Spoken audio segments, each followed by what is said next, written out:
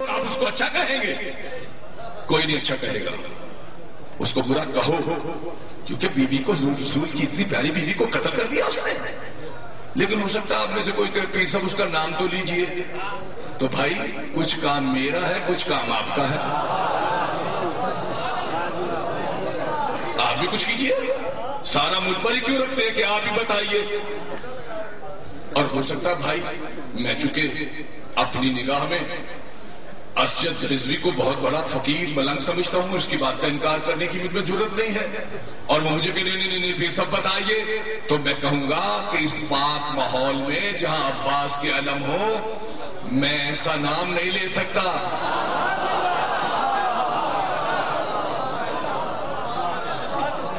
اور اگر بابا عباس مجھے ضد کریں کہ میں تو ملنگ سید ہوں بتاؤ, تو میں ہاتھ باندھ کے کہوں گا اچھا یہاں سے اٹھ کے بعد میں بتا دوں گا. جھوٹ اور الزام ہے.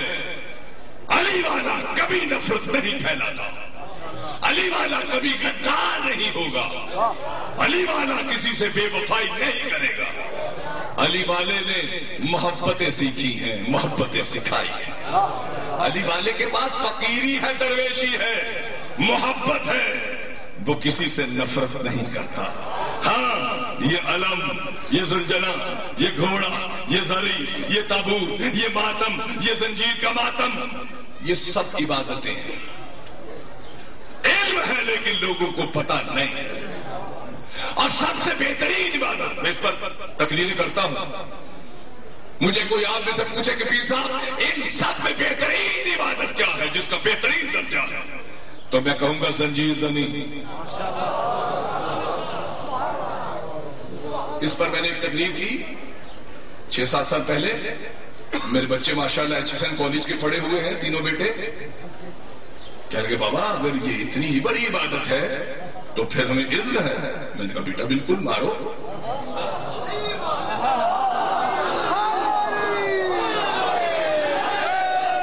میرے تینوں بیٹے الحمدللہ تعالی 7 سال سے زنجیر زنی کرتے ہیں.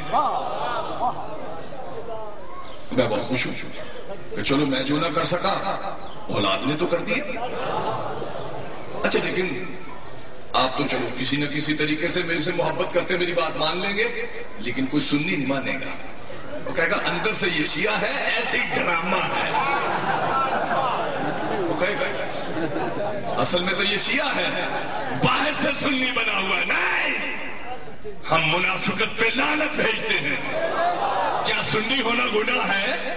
کیا دو بندی ہونا جرم ہے؟ کیا اہل حدیث یا بھابی ہونا کفر ہے؟ نہیں, یہ برا نہیں ہے.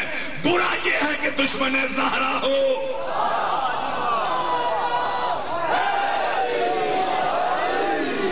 اگر دشمنی شہزادی کونین ہے تو کتنا ہی بڑا کیوں نہیں ہے جہنمی ہے.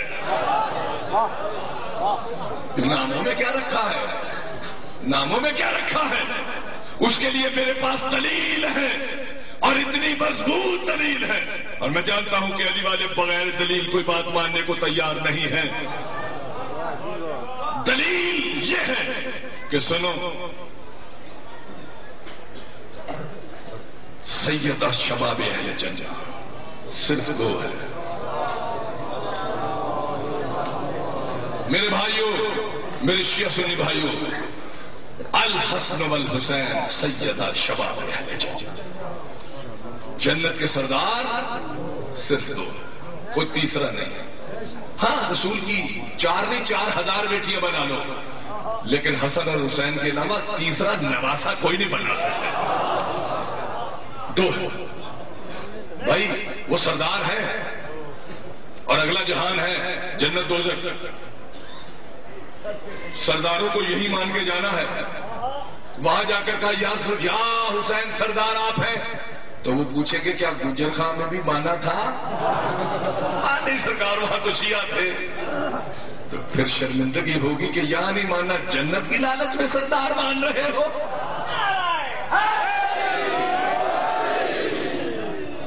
نمرود نے آگ جلائی, کوئی بجھانے والا نہیں. ایک چھوٹا سا پرندہ ہدہد منکار میں چند قطرے پانی لے کر جاتا ہے. کسی نے پوچھا کہاں جا رہے ہو؟ طرف تو کوئی چیز جاتی نہیں، تم جا رہے ہو؟ کہ جا اس لیے رہا ہوں کہ اس آگ کو بجھا دوں۔ کہ پانی کہاں؟ تیرے پاس کوئی گجے کھا کے فائر بریگیڈ کے ٹینک پڑے ہیں؟ کہ نہیں، میری منکار میں چند قطرے پانی ہے، میری چونچ میں چند قطرے پانی ہے۔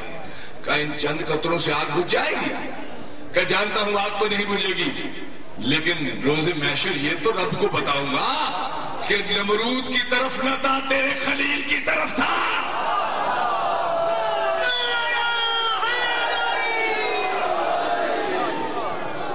اس لیے زنجیر زنے کے داغ ڈلوا رہا ہوں کہ جب پشت پر کچھ نہ ہوگا تو کم از کم اس دن یہ تو ہو کہ کہیں حسین ہماری پشت کو دیکھ لیجئے، یزید کی طرف نہ تھے، آپ کی طرف تھے۔